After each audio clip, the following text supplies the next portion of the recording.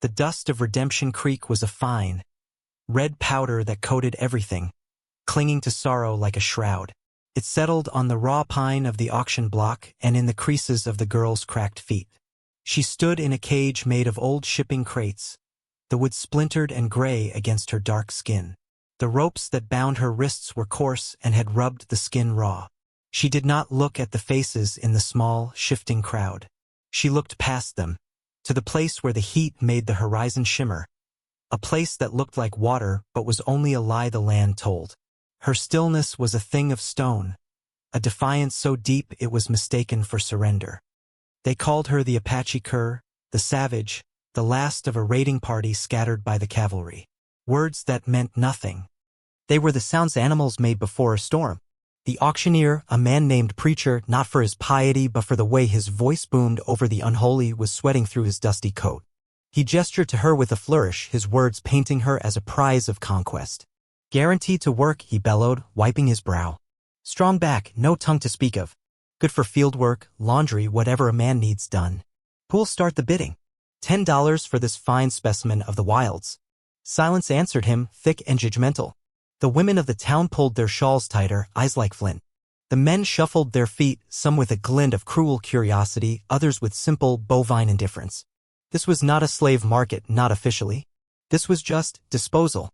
She was a problem. A piece of unclaimed property left over from a conflict nobody here had fought. $5 then. $5 for a bit of living history. Preacher's voice was losing its certainty, becoming thin and desperate. A man in the front spat a brown stream of tobacco juice near the cage. Laughter, sharp and ugly, broke the tension. From the edge of the sparse gathering, where the shade of the livery stable bled into the sun, a man watched. Silas Blackwood carried whole winters in his eyes. He was tall and thin as a fence rail, his coat the color of the dust that owned this land. He had come to town for salt and flour, a trip he made only when the emptiness of his cupboards grew louder than the emptiness of his house. He had not come for this. He watched the girl. She did not flinch when the man spat. She did not look up at the laughter. Her breathing was a slow, even rhythm, a secret she kept from them all. He saw the tremble in her hands, not from fear, but from the strain of holding herself so rigid. In her stillness, he recognized a familiar language. It was the language of surviving the thing that should have broken you. It was the language his own heart spoke in the dead of night. $2, Preacher said, his voice now flat, defeated. Just to be rid of her. $2. The crowd murmured. It was an insult, a price for a broken tool, a lame mule. Silas felt a pull, a current he had not felt in years, not since Eleanor's last breath had stolen all the tides from his world. It was not pity. It was something harder, something that tasted of duty and old iron. He saw the grave on the hill behind his house, the earth he had turned with his own hands. He saw a promise he had failed to keep. He pushed off the stable wall. The dust stirred around his worn boots as he moved. He did not go to the front. He stood where he was, his voice not loud but clear, carrying across the sudden quiet like the toll of a distant bell. I'll take her. Preacher squinted, his eyes unaccustomed to looking toward the shadows. Who said that? Speak up. Silas took another step into the light. The sun caught the gray in his temples. I said, I'll take her. He did not look at the girl. He looked at Preacher, his gaze as steady and unyielding as the granite hills to the north. A different kind of murmur went through the crowd now. Silas Blackwood. The widower. The man who spoke more to his horse than to any person in town. That'll be $2, then Preacher said, a relieved smirk playing on his lips. Silas reached into his coat, his hand emerging with 2 heavy coins. He walked forward, his steps measured, and dropped them into Preacher's waiting palm. The clink was a sound of finality. He had not bought a person. He had settled a debt with the world. He turned his gaze to the cage for the first time. The girl's eyes met his. They were dark, deep, and held no gratitude. They held nothing but a waiting, an ancient and patient watchfulness. He gave a short, sharp nod to the man who held the key. The man fumbled with the lock, the metal groaning in protest. The cage door swung open. She did not move. Silas pulled a small, sharp knife from his pocket, the blade clean and bright. He did not step into the cage. He did not reach for her. He knelt, his knees cracking in the dust, and held the knife out, handle first. It was an offering. He laid it on the floor of the cage, just within her reach. Then he stood up, stepped back, and waited. For a long moment, she only stared at the knife. The crowd held its breath. Then, slowly, her bound hands moved. She picked up the knife. Her fingers, though stiff and scraped, were surprisingly deft. She did not use it to threaten. She turned the blade carefully, precisely, and sawed at the rope on her other wrist. The fibers gave way. Once one hand was free, she cut the other loose. The severed rope fell into the dust. She left the knife where it lay. She rose to her feet, her movements stiff but not weak. She stepped out of the cage and into the unforgiving sunlight, her shadow falling long and thin behind her. She stood before him, barefoot and proud, a creature of earth and bone. Silas turned without a word and began walking toward his wagon at the edge of town. He did not look back to see if she was following. He knew she would be. The dust lifted behind them like ghosts. The journey to his ranch was a long exercise in silence. The wagon wheels groaned a constant complaint against the dry ruts of the road. The sun beat down a merciless hammer. Silas kept his eyes on the weary backs of his two horses. Beside him, she sat rigid, her hands resting in the lap of her ragged dress, her gaze fixed on the horizon. The landscape was a harsh tapestry of brown and gray, broken only by the stubborn green of sagebrush that clung to the earth like a desperate prayer. He could feel her watching him, not with her eyes, but with her entire being. It was an awareness that prickled the back of his neck, a silent question that hung in the air between them. He did not know the answer. He did not know why he had done it. The reason was a stone in his gut, a shape he could feel but not name. Halfway there, where a lone cottonwood offered a sliver of shade, he stopped the wagon. He climbed down and retrieved a canteen from the back. He uncorked it and held it out to her. Her eyes flickered to his, then to the canteen. She took it, her fingers brushing his for a fraction of a second. The touch was like a spark on dry tinder. She drank a few short, controlled swallows, then handed it back. Her throat worked as she swallowed, the only sound in the vast quiet. "Thank you," she said. The words were so soft, he almost thought the wind had made them. Her voice was thin, but not broken. It was like hearing a sound from a room you thought was empty. He just nodded, corked the canteen, and climbed back onto the wagon seat. The silence that followed was different. The question was still there, but it was joined by something else. A single thread, fragile and new, stretched between them in the shimmering heat. They arrived as dusk was bleeding blood orange and purple across the sky. The ranch was not much. A small, sturdy house made of weathered pine, a barn that leaned a little to the north, and a web of corrals. It was all tucked into a shallow valley, protected from the worst of the wind by a low rise of granite hills. The place was clean but stark. It was a landscape of function, not comfort. On the slope behind the house stood a single wooden cross, stark against the darkening sky. Silas pulled the wagon to a halt near the porch. He got down and walked to the house, leaving her to follow. The front door was unlocked. It always was. He pushed it open, and the house exhaled a scent of cold ash, old wood, and loneliness. It was a smell he had long ago stopped noticing. He lit a single lantern, and the small main room flickered into view. There was a stone hearth, a rough-hewn table with 2 chairs, and a small kitchen area in the corner. It was a room stripped to its essentials. He gestured to one of the chairs. "Sit. I'll make something to eat." She remained by the door, a silhouette against the last of the light. Her eyes scanned the room, taking in every detail, every shadow. He saw her gaze linger on the second chair, on the faint outline of a rocking chair covered by a sheet in the far corner. The ghost of a life that was no longer lived here. He turned his back to her, giving her space. He moved with the familiar economy of a man who has performed the same tasks alone for years. He stoked the embers in the hearth, added a few small logs, and soon a small fire crackled to life, throwing dancing shadows on the walls. He put a pot of water on to boil and sliced salted pork into a pan. The smell of it sizzling filled the small house, a sound of life in the quiet. Section she moved then, so quietly he almost didn't notice. She did not take the chair he offered. Instead, she went to the water bucket by the door, ladled some into a basin, and began to wash her face and hands. The act was methodical, almost ceremonial. She was washing away the dust of Redemption Creek, the touch of the cage, the eyes of the crowd.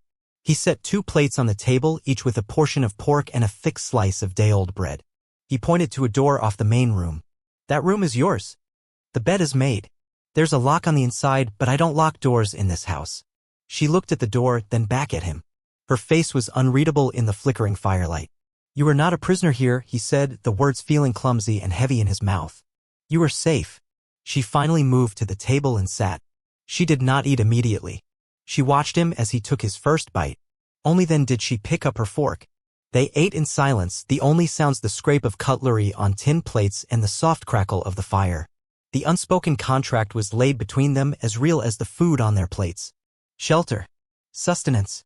Safety. Nothing more was promised. Nothing more was asked. The days settled into a rhythm as slow and steady as a winter river.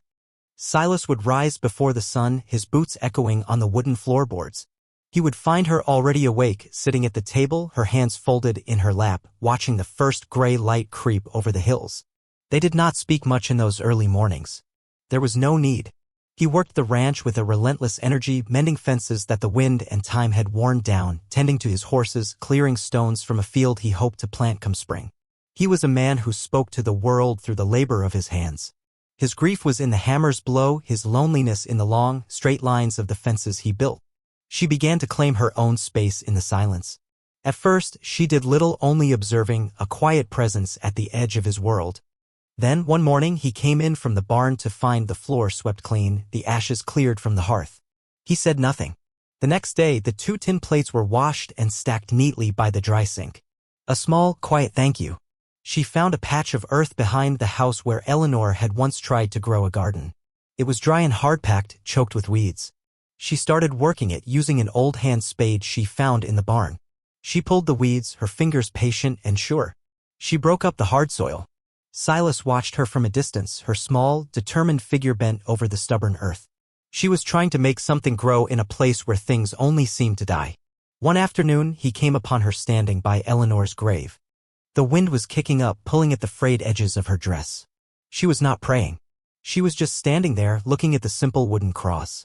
When she walked away, he saw she had left something behind. A single, resilient desert primrose, its yellow a shock of color against the faded wood. His breath caught in his throat. It was a gesture of such profound and unasked-for empathy that it felt like a key turning in a lock that had been rusted shut for years. He did not acknowledge it. To speak of it would be to break its spell. But he carried the image of that flower with him for the rest of the day. He began to leave things for her. A bar of soap on the stand by her door. A pair of Eleanor's old work gloves, worn soft with use, on the porch rail. One evening, seeing her shiver by the fire, he went to a trunk that had been closed for 3 years and pulled out a thick wool shawl. It still smelled faintly of lavender and his wife. He laid it over the back of her chair without a word. The next morning, she was wearing it. It was too large for her, but it wrapped her in a warmth that was more than just wool. Their communication became a language of objects, of actions. He fixed the handle on the spade she used. She mended a tear in his coat, her stitches small and neat, a line of dark thread against the faded brown fabric. They were stitching their lives together with raw thread, creating a fragile pattern of mutual care. One night he baked bread. It was a lumpy, slightly burned loaf. He set it on the table between them. She cut a piece, chewed it thoughtfully. "It's a little dry," she said, her voice soft. He grunted. "You didn't complain about mine." The corner of her mouth twitched. It was the first hint of a smile he had ever seen from her. That loaf died in vain. The unexpected, dry humor startled a laugh out of him. It was a rough, rusty sound like an old pump being primed. He felt the tension in his own shoulders ease. It was in these small moments that the house began to feel less like a shelter and more like a home. The silence between them was no longer an empty space, but a shared quiet full of unspoken understanding. One night, a scream tore through that quiet. It was a thin, strangled sound cut off almost as soon as it began. Silas was out of his bed in an instant, his heart pounding against his ribs. He stood outside her door. It was slightly ajar. He could hear her ragged breathing, a desperate fight for air. He did not go in. He stayed in the doorway, a solid shadow. "You're here," he said, his voice low and steady. "You're safe." A long silence. Then her voice thin as a thread. "The dark. And the locks." He understood. The cage. The confinement. He went to the main room and lit a second lantern, turning the wick down so it cast a soft, gentle glow. He placed it on the floor where its light would reach her doorway. "I will leave a light burning," he said. He waited, listening to her breathing slow down, evening out into a steady rhythm. He did not go back to his bed until he was sure she was asleep. The fire only changes everything if something new is waiting in the ash. He was beginning to see the shape of what was waiting. He was beginning to understand that he had not saved her. They were, perhaps, saving each other. The peace they had built was as fragile as a bird's egg. He knew it could not last. The world did not forget a thing like the girl in the cage or the man who had claimed her. The harbinger arrived on a Tuesday in the form of a rider silhouetted against the morning sun. He was not a stranger. It was a man named Croft, one of the ranchers from the southern range, a man whose greed was as wide and empty as the plains he grazed. But he was not alone. Behind him, on a fine black horse, sat Elias Brant. Brant was the man who had originally captured her people, the man who had lost her in a card game to Preacher. He was a man who considered her not a person, but a possession, a marker of his own power that had been misplaced. Silas felt the air grow cold. He had been expecting this. A part of him had been waiting for it since the day he'd laid $2 on Preacher's palm. He moved to stand on the porch, his hand resting on the weathered wood of the rail. He did not call to the girl. He knew she was there, just inside the door, a silent presence at his back. He could feel her stillness, the same stone-like defiance he had seen in the cage. But this time it was not the stillness of resignation. It was the stillness of a predator. Brant and Croft reined in their horses a few yards from the house, kicking up a cloud of red dust. Brant's saddle was silver inlaid, a vulgar display against the poverty of the landscape. His face was florid, his eyes small and mean. "Blackwood," Brant said, his voice slick with false courtesy. "I've come for my property." Silas did not move. His eyes were flat, his voice the sound of stones grinding together. "You're mistaken. There's no property of yours here." Brant laughed, a short, ugly bark. "Don't play games with me, widower. I'm talking about the Apache girl. I heard you picked her up for scrap price in that pathetic excuse for a town. I'm here to reclaim what's mine." He reached into his coat and tossed a small, heavy purse onto the ground. It landed in the dust with a dull thud. "There's $10 in there. A handsome profit for you. Now send her out." Silas's knuckles turned white where he gripped the porch rail. "She's not a stray dog you can claim, Brant. She's a person." "She's a savage," Croft sneered from his horse. "Less than a dog." "The law is on my side," Brant continued, ignoring his companion. "She was part of a raid. She's a spoil of that conflict." "My spoil? You have no right to her." Silas's gaze did not waver. The world seemed to narrow to the space between him and Brant. He could feel the years of loneliness, of silent grief, hardening inside him, not into despair, but into a cold, unshakable resolve. He thought of the flower on Eleanor's grave. He thought of the mended tear in his coat. He thought of the small, almost smile across the dinner table. These were the things he was defending. Not property, but a life. A fragile, budding thing he had allowed himself to nurture. "Your laws end where my land begins," Silas said, his voice dangerously quiet. "And you are not welcome on my land. Turn your horses around and ride out." Brant's face purpled with rage. He was not used to being defied, least of all by a man like Silas, a man the world had already broken once. He made to dismount, his hand moving toward the pistol on his hip. "I'm not asking you again, Blackwood." A movement in the doorway. It was her. She stepped out onto the porch, moving from the shadows into the harsh light. She was not wearing the ragged dress she'd arrived in.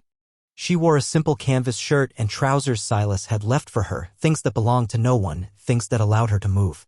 In her hand she held the heavy iron poker from the hearth. She did not brandish it. She just held it, its weight a solid reality in her grip. Her eyes were not on Silas. They were locked on Brant. They were chips of obsidian, burning with a fire that had been banked for months, waiting for fuel. Brant's eyes widened slightly. He saw not the cowering victim he remembered, but something else entirely. Something wild and untamed. "You see," he spat, gesturing at her. "Still a savage. She belongs in a cage." She took another step forward, placing herself beside Silas. Not behind him. Beside him. A partner. A wall. It was a declaration more powerful than any word she could have spoken. They stood together, two solitary figures united against the intrusion, their combined presence a force that seemed to alter the very air around them. "Get off my land," Silas repeated. This time it was not a suggestion. It was an order. Brant hesitated, his hand hovering over his gun. He looked from Silas's stony face to the girl's burning eyes. He saw not two broken people, but a fortress. He was a man who preyed on weakness, on isolation. He did not know how to fight this. His bluster was built on the assumption that everyone was as empty as he was. And then she did something that shattered the standoff. She took one more deliberate step forward, off the porch and into the dust. She walked right up to Brant's horse. He looked down at her, a mixture of shock and contempt on his face. Her hand came up fast as a snake. The sound of the slap was like a gunshot in the tense silence. It cracked across the clearing, sharp and final. She did not hit him hard, but the insult was absolute. It was the strike of an equal, not a victim. Brant's face was a mask of stunned fury. His hand flew to his cheek. Croft drew his pistol halfway from its holster, then stopped, his eyes wide. This was not how the story was supposed to go. She did not retreat. She stood her ground, her chin lifted, her eyes daring him. She had reclaimed herself in that single, violent, beautiful act. Brant looked at her, at Silas, and then at the few ranch hands from a neighboring property who had stopped on the ridge, drawn by the confrontation. He saw no allies. He saw only judgment. His authority, built on fear and bluster, had crumbled to dust. With a guttural curse, he wrenched his horse's head around. "This isn't over, Blackwood," he snarled, but his words were hollow. The threat was gone. He spurred his horse, and he and Croft galloped away, their retreat as ignominious as their arrival. The dust they raised was the only thing they left behind. Silas and the girl stood together, watching them go. The dust settled slowly, returning the world to its quiet state. The air still vibrated with what had passed. Silas's heart was hammering. He looked at her. Her hand was trembling slightly, the aftermath of her courage. He reached out, not thinking, and laid his hand over hers. His was calloused and rough, hers was small but strong. He just held it, a solid, grounding pressure. "I was scared," he admitted, the words a confession. She turned her head and looked at him. Her dark eyes searched his. "You did not run," she said. Her voice was steady. It was not praise. It was a statement of fact. A fact that had changed everything. That night, the silence by the fire was different again. It was the quiet of a treaty signed, of a battle won. The house breathed around them, no longer a hollow shell but a sanctuary they had defended together. The foundation of their new life was no longer just unspoken kindness. It was forged now in shared defiance and mutual respect. In the weeks that followed, the last of the ice melted. It happened not in a great flood, but in a slow, quiet thaw. They worked the garden together, their hands moving in the same soil. He taught her the names of the tools in English. She taught him the names of the wild plants in her own tongue, the ones for healing, the ones for eating. One evening, as they sat on the porch watching the stars prick holes in the vast, dark blanket of the sky, he finally asked the question that had been sitting on his heart. "I should call you something," he said, his voice rough. "Eleanor, she would have wanted you to have a name," he said, his wife's name without the familiar clench of pain. It was just a memory now, soft at the edges. The girl was quiet for a long moment, watching the moon rise over the granite hills. "My name is Anawa," she said softly. The name felt strange and beautiful in the quiet air. "Anawa," he repeated, testing the sound of it. It fit her. It sounded like it had grown from the earth itself. He nodded. Anawa. It was not a name he had given her. It was a name she had owned all along. In telling it to him, she was giving him the final, most important piece of herself. She was no longer the Apache cur, the savage, the unclaimed property from Redemption Creek. She was Anawa. And this was her home. The next day, she took the ragged dress she had arrived in, the last symbol of the cage and the auction block, and she laid it in the hearth. Silas handed her a match. She struck it, and the small flame leaped to life. They watched together as the worn fabric curled, blackened, and turned to ash. The fire did not just consume the cloth, it consumed the past. The house felt warmer, lighter. Life settled into a new pattern, one woven from two lives instead of one. Laughter was no longer a rusty and used thing in the small house. The rocking chair in the corner was uncovered, and sometimes, in the evenings, Anawa would sit in it, humming a low, ancient tune that spoke of resilience and time. The single grave on the hill no longer looked lonely. It looked watched over. One afternoon, Silas returned from town with not just flour and salt, but a small bag of seeds for her garden and a bolt of deep blue cloth. He laid it on the table without a word. Her eyes lit up. It was the color of the sky just after sunset. It was the color of hope. They were not a husband and a wife. They were not a master and a servant. They were something far simpler and more profound. They were a family forged not by blood or law, but by a shared silence, a common wound, and the quiet, stubborn decision to make something grow in the harshest of soils. They sat on the porch as the sun went down, a familiar ritual. The house behind them was no longer empty, it breathed with the steady rhythm of their shared life. The land before them was no longer a place of exile but a kingdom of two. Silas looked at Anawa at the quiet strength in her profile as she watched the last light fade, and he knew he had found something he had not even realized he was searching for. Not a replacement for what he had lost, but a reason to build again. He had paid $2, the price of nothing, and in return, he had been given back his own life. This story, it is not just about a rescue. It is not about a strong man saving a damsel. That is too easy a tale, and the truth is rarely easy. It is about two people both broken by the world in their own ways who found in each other a space safe enough for their scars to heal. It is a story about the quiet courage it takes to trust again, to build again, to find a home in the most unexpected of places. It reminds us that redemption is not always a grand gesture. Sometimes it is as small and as vital as a shared meal, as a blanket offered against the cold, as a single word of defiance spoken in the face of cruelty. It is the act of seeing the person when the world sees only an object. So here is your naming. Look for the silent kindnesses. Listen to the language spoken in gestures, not words. The world can be a loud and brutal auction trying to put a price on everything. But the things that truly matter, dignity, courage, a place to belong, they have no price. They can only be earned, shared, and defended. And if you are brave enough, if you are quiet enough to listen, you might just find them waiting for you in the most desolate of landscapes, ready to help you build a home.